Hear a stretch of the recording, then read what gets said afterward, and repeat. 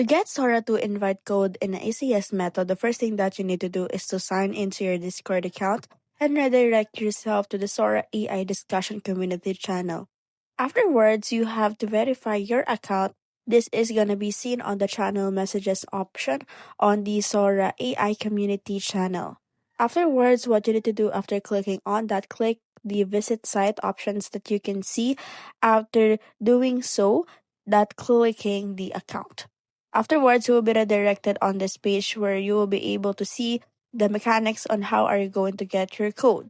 So you'll have to read all the details, terms, and conditions. Afterwards, you will see there the steps on how are you going to get it.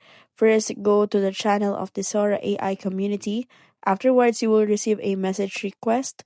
And then there you have it. You have now open or welcome to the Open AI Sora 2, which is the code directed to the message request Sora.